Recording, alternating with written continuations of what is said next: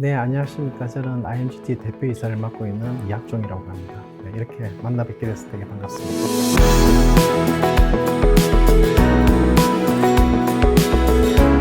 제 회사 IMGT라고 명명하게 된 것도 이제 이미지 가이디드 테라피 앞에 이제 영문 이니셜을 따가지고 IMGT라고 명명을 하게 됐거든요.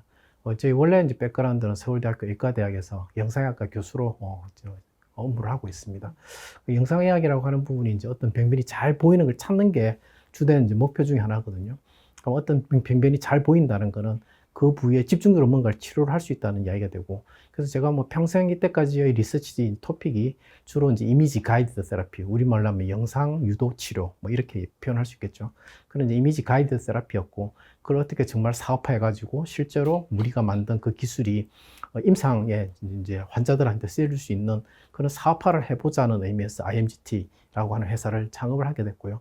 그동안에 뭐 여러 가지 이제 디바이스도 만들고 또 국내에서 임상 스터디도 하고, 하지만 또 국내는 국내 나름대로 뭐 어떻게 보면 이제 마켓 사이즈가 그렇게 크지가 않습니다. 특히 이 메디컬 디바이스 같은 경우 글로벌 한 이제 마켓을 당연히 봐야 되고요.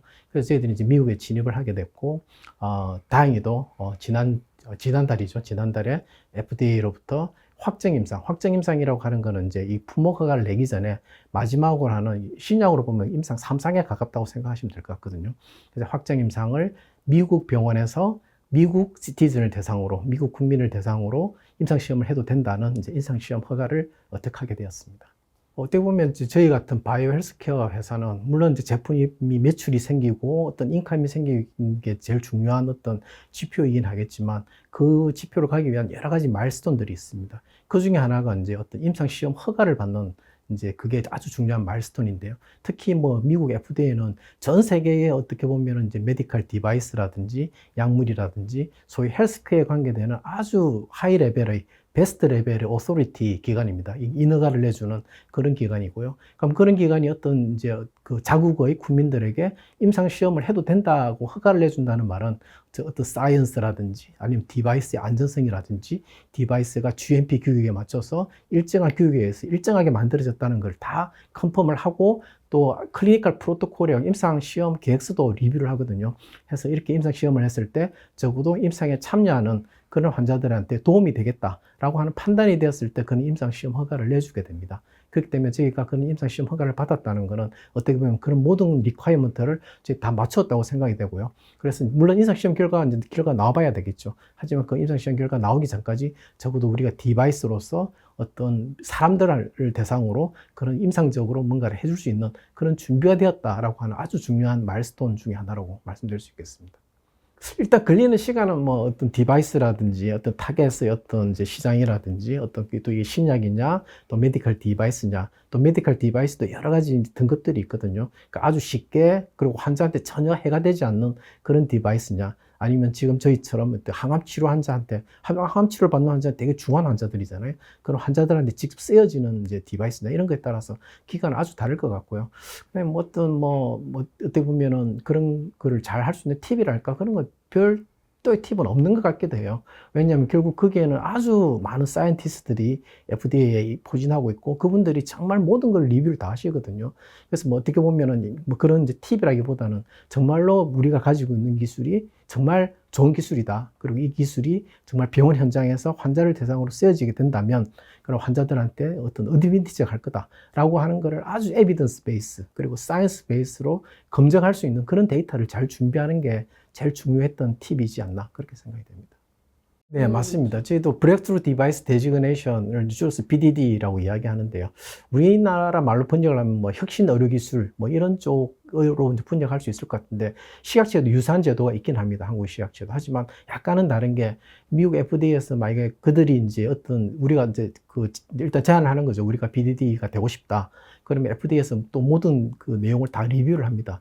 리뷰를 해가지고 당신 제품은 BDD가 되었다라고 선정을 해주면 그 다음부터 FDA에서 딱 컨택트 퍼슨이 딱 정해져요. 그분한테 뭐 궁금한 거 있으면 이메일로 물어볼 수도 있고 뭐 전화로 물어볼 수도 있고, 또 그런 게 사실 오피셜하지는 않거든요. 하지만 뭔가 오피셜한 도큐멘트를 남기고 싶으면 오히려 그 사람들이 그러면 Q 서브미션이라고 해서 그 FDA의 오피셜한 어떤 질의를 할 수 있는 그런 창구가 있습니다. 그래서 Q 서브미션을 내라. 그러면 이제 그 FDA가 그에 대해서 오피셜하게 또 그의 도큐멘테이션으로 답을 내주거든요. 그런 것들을 이제 이렇게 여러 가지를 이제 조합해서 쓸 수가 있습니다. 그래서 뭐 때로 궁금한 거는 또 어떻게 보면 약간 민감할 수도 있고 그런 내용들은 전화로 물어보기도 하고 그 다음에 또 어떤 경우 메일로 물어보기도 하고 또 어떤 경우는 Q 서미션 그런 것들 잘 활용해 가지고 BDD가 선정이 되면 적어도 FDA에서 이런 이제 임상시험 허가 IDE가 쉽게 날 수 있도록 해주는 그런 이제 제도라고 판단을 하고 있고요. 또 제가 되게 고맙게 느꼈던 거는 그들이 클리니컬 프로토콜을 다 리뷰를 해줍니다. 그래서 사실 클리니컬 프로토콜 짜는 게 엄청나게 이제 그 힘든 작업이기도 하고 또 클리니컬 프로토콜 어떻게 하느냐에 따라 회사가 드는 코스트라든지 아니면 클리니컬 아웃풋이 어떻게 되는지 완전히 달라질 수 있거든요. 또 그거를 FDA가 허가를 해줘야 되고요. 그래서 막 노력을 했는데 FDA가 그거 안 된다 리젝트 해버리면 다시 도루묵이 되는 거죠. 하지만 이제 BD가 되면 그런 것들을 계속 조율을 합니다. 조율하면서 우리는 이 숫자를 이 정도 하고 싶은데 괜찮겠니? 또 우리는 이런 식으로 디자인하고 싶은데 괜찮겠니? 그럼 그런 거에 대한 FDA 피드백을 받으면서 클리니컬 프로토콜을 완성할 수 있기 때문에 그렇게 되면 사실 그들이 계속 이제 이렇게 보면서 모니터링 하면서 본 클리니컬 프로토콜이기 때문에 그에 대해서는 쉽게 이제 억셉트가 가능했고요. 저희들도 지금 아이디 제출한 지 거의 한 달 만에 딱 한 달 만에 이제 아이디를 승인을 받았습니다. 그래서 그만큼 BDD로 그랜트를 받게 되면 그런 좋은 이제 어드밴티지가 있다는 걸 저희가 이제 몸소 느끼게 됐었습니다. 그 다행히도 또 저희를 지원해주는 미국의 비영리 법인이 있습니다. 비영리 전에 그 포커스드 울트라사운드 파운데이션이라고 해서 포스 파운데이션이라고 줄여서 이야기하는데 여기는 이제 철저하게 비영리 재단입니다. 그 비영리 재단인데 이 재단의 목적은 이 집속 초음파 기술, 치료 초음파 기술이 환자한테 직접 될 수 있도록 많은 걸 도와주는 그런 이제 비영리 재단이 되겠습니다. 그래서 그 포스 파운데이션의 이제 체어맨이 또 우리 회사에 관심도 많으셔가지고 거의 1년에 한 번씩 우리나라를 방문하셔서 우리 제품이 어떻게 되고 있는지도 계속 팔로우를 하고 계시거든요. 그래서 그 퍼스트 파운데이션에서 몇몇 유명한 이제 미국의 교수님을 소개를 해주셨어요. 그 중에 대표적인 병원이 그 하버드 대학병원으로 알려져 있는 브링엄 위먼스 하스피털이라고 하는 이제 정말 뭐 세계 굴지의 병원이거든요. 그 병원에 이제 관심 있는 교수님도 소개를 해주셨고, 또 버지니아 대학에 있는 교수님도 소개를 해주셨고, 또 다른 이제 캔서 센터, 암 병원들이 꽤 미국에는 많이 있거든요. 유명한 병원들이. 그 병원에 있는 유명한 교수님들이 연결이 돼서 지금 현재 한 3곳 정도의 병원에서 저희들이 이제 임상 스터디를 진행을 할 예정입니다. 네. 그래서 보통 이제 제가 뭐 투자자들에게나 제일 받는 질문 중에 하나가 그러면 이 기계를 몇 대 팔 거예요? 한 대 가격이 얼마예요? 또 한 대 가격이 뭐 제로비가 얼마면 수익이 얼마? 이런 질문을 되게 많이 받았거든요. 근데 이제 미국의 경우에는 이런 어떤 디바이스가 있으면 그 디바이스 자체의 코스트보다는 그에 사용될 수 있는 한 번 싱글 유즈 할 수 있는 아이템에 대한 가격을 코스트로 하는 경우가 꽤 많습니다. 그래서 저희 같은 경우도 저희 전략은 디바이스는 뭐 아주 원가라든지 아주 싼 가격으로 제공을 해서 어떤 그 디바이스를 이렇게 도입하는데 병원에서 의사결정을 좀 쉽게 해주고 대신에 한번 사용함으로 해가지고 그 싱글 유즈 아이템을 사용함으로써 거기에 대한 이제 어떤 수익을 올릴 수 있는 그런 구조로 생각을 하고 있습니다. 왜냐하면 요즘 워낙 이제 뭐 코로나 시대도 우리도 겪었고, 그러니까 다른 사람의 무엇인가가 내 몸에 닿는 걸 엄청 이제 신경을 많이 쓰게 됐거든요. 물론 예전에도 그렇긴 했지만 그렇기 때문에 이처럼 그건 우리나라도 마찬가지로 우리나라도 이렇게 싱글 유즈 아이템에 대한 관심도가 높여져 가고 있고 미국은 사실 그보다 조금 더 심한 편입니다. 그래서 그런 것들에 대해서 또한 FDA에서도 그런 것에 대해서 계속 집중적으로 많이 요구를 했었고요. 그래서 이 부분은 반드시 싱글 유즈 아이템으로 가라 라고 하는 이제 추천도 받았기 때문에 저희들이 이제 어떤 시장 진입 비즈니스 모델은 싱글 유즈 아이템을 이용한 매출 증대를 이제 생각을 하고 있습니다.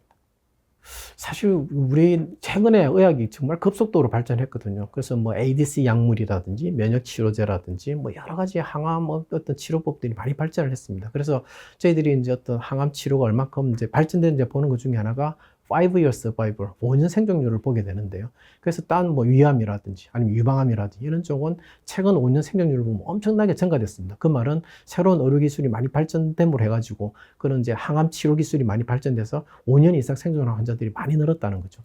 근데 불행하게도 췌장암의 경우는 그런 아무리 좋은 새로운 약물이라든지 의료 기술이 나온다 하더라도 췌장암을 극복하지 못했습니다. 췌장암의 5년 생존율은 예전 10년 전에 보나 지금으로 보나 그렇게 증가되지 못했거든요. 그만큼 이제 난치병이라는 게 이제 췌장암 대표적인 게 난치병의 대표적인 암이 췌장암이고요. 그리고 췌장암이 그렇게 되는 이유 중에 하나가 이 췌장암은 또 다른 암하고는 좀 특이하게 되게 이게 좀 섬유화가 좀 잘 돼 있는 그런 종양입니다. 그렇기 때문에 약물이 그쪽으로 침투를 못 하는 거죠. 그래서 환자대로 아주 독한 항암제를 쓰는데도 불구하고 그 종양 내에는 이렇게 충분한 그 암세포를 죽일 만한 항암제가 못 들어가는 게 대표적인 예가 췌장암이거든요. 그래서 저희들은 췌장암을 타겟으로 한 이유는 일단은 이 클리니컬 언맷 니즈, 그러니까 임상적으로 아주 충족하지 못한 그런 니즈가 확실하게 있고 그 말은 그만큼 이제 그런 어떤 솔루션을 필요로 한다는 이야기죠. 그래서 저희들은 우리 디바이스를 활용하면 기존의 항암 치료를 좀 더 췌장암에다가 많이 전달해 줄 수 있는 그런 기술이기 때문에 그러면 환자에게 더 많은 도움을 줄 수 있을 거라고 생각했기 때문에 저희들은 첫째로 췌장암을 생각을 했고요. 물론 뭐 췌장암만 하겠다는 건 아닙니다. 저희들이 앞으로의 비즈니스 모델은 췌장암뿐만 아니라 다양한 암 중에서도 이미 수술을 못하는 환자들, 그리고 웬만한 항암제를 다 써봤는데도 듣지 못하는 암들이 있거든요. 그거는 유방암에도 있고, 뭐, 간 방도암에도 있고, 그 다음에 췌장암 중에도 또 여러 스테이지도 있고, 또 육종이라고 하는 아주 이제 힘든 병들이 있습니다. 아주 다양한 그런 병들로 이제 계속 확장을 시켜 나갈 예정이고요. 그거는 이제 저희들이 FDA에서 정말 이 임상시험이 성공적으로 돼서, 췌장암을 쓸 수 있다 해서 이제 병원에 이제 이 기계가 깔리기 시작하면 아마 그때는 많은 연구자들이 오히려 의사 선생님들이 나는 이걸 딴 암에도 쓰고 싶어, 딴 암에 쓰고 싶어 이런 식으로 아마 임상 스타디를 확장해 나갈 거로 저는 기대를 하고 있습니다. 사실 뭐 유럽도 되게 큰 시장이고 아시아도 큰 시장이긴 하죠. 하지만 미국은 정말 어떻게 보면 헬스케어에 관한 모든 이노베이티브한 기술들이 모여 있는 곳이고요. 또 마켓 사이즈도 사실 미국이 제일 도미넌트합니다. 그리고 이제 미국에서 FDA 허가를 받으면 사실 미국에서 FDA 허가를 받았다는 것만으로도 딴 나라에서 쓸 수 있는 이제 나라들도 많고요. 그렇기 때문에 저희들은 어떻게 보면 제일 어떻게 높은 고지인 FDA를 선점을 하면 아마 그 나머지 나라들은 이제 쉽게 진입을 할 수 있을 거라는 판단이었고요. 사실 이 의학이라고 하는 게 어떤 에비던스 베이스의 학문이고 또 사이언스 베이스의 학문이거든요. 그래서 사이언스적으로 정말 이런 것들이 환자들한테 도움이 된다는 아주 객관적인 어떤 에비던스만 있다면 저는 뭐 딴 미국뿐만 아니라 딴 나라를 진입하는 데는 사실 시간의 문제일 뿐이지 어떤 허들은 있지 않을 거라고 생각했기 때문에 어떻게 보면 제일 난공불락인 그런 미국 시장을 제일 먼저 두들게 됐습니다. 근데 뭐 지금 우리나라가 사실 뭐 아주 자원이 풍부한 나라도 아니고 또 여러 가지가 이제 부족한 나라임에도 불구하고 그래도 이 휴먼 리소스만큼은 제일 우수하다고 생각이 되거든요. 근데 바이오나 헬스케어 테크놀로지는 사실 그러한 우수한 휴먼 리소스들이 제일 중요한 어떤 밸류를 가지는 그런 이제 산업 직종이라고 생각이 됩니다. 그래서 뭐 물론 이런 것들이 약간 이제 이렇게 이제 웨이브를 타긴 하겠지만 저 우리나라가 아주 잘할 수 있는 부분 중에 하나가 바이오 헬스케어라고 생각이 되고요. 하지만 바이오 헬스케어는 다른 직종과는 달리 좀 더 많은 이제 시간이 필요합니다. 왜냐하면 아까 말씀드린 여러 가지 에비던스와 사이언스를 이렇게 차곡차곡 쌓아 올라가야 되고 또 그 쌓아 올렸다고 바로 제품이 되는 게 아니고 또 그거에서 사람을 대상으로 한 임상 스터디 결과들이 나와야 되고 또 그런 것들이 꽤 많은 시간을 필요하기 때문에 다른 직종에 비해서는 좀 더 이 호흡을 길게 가지고 가야 되는 어떤 이제 산업군이라고 생각이 되고요. 그런 면에서 투자자도 물론이고 또 어떤 결과를 기다리시는 분들도 그런 것들에 대해서 좀 호흡을 길게 가져가 주시면 아마 우리나라가 충분히 성공할 수 있을 거라고 저는 생각합니다.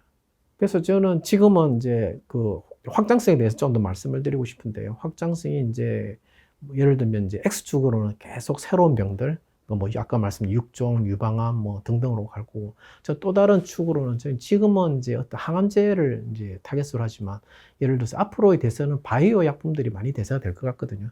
그래서 ADC 약물이라든지 면역 치료제라든지 이런 거와 저희 IND10 기기를 활용하니까 훨씬 더 그 시너지가 난다는 어떤 여러 결과들을 가지고 있습니다. 그래서 저는 우리의 어떤 확장성이 단순히 여러 병들로 넓혀가는 것뿐만 아니라 지금은 항암제에서 시작되긴 하지만 아마 앞으로는 점점 이제 안티바디 드럭이라든지 뭐 여러 가지의 바이오 약품 같이 컨비네이션이 되면 또 바이오 약품이 가지고 또 단점들이 있거든요. 그런 단점을 이제 좀 더 극복해 줄 수 있는 그런 좋은 시너지가 날 수 있는 그런 디바이스라고 생각이 되고요.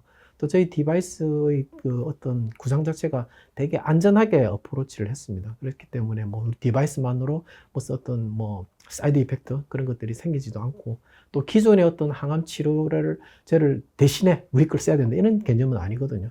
기존의 항암 치료를 받고 대신에 우리 기를 씀으로써 더 부스터 효과를 나는 그런 개념으로 우리가 전략을 짰고 그다음에 그런 식으로 임상에 이제 침투하려고 생각을 하고 있기 때문에 아마 이 기계가 좀 빨리 나와서 정말 어떻게 보면 이제 항암 치료 때문에 고생받고 있는 그런 이제 암 환자들한테 많은 도움이 되면 좋을 것 같습니다.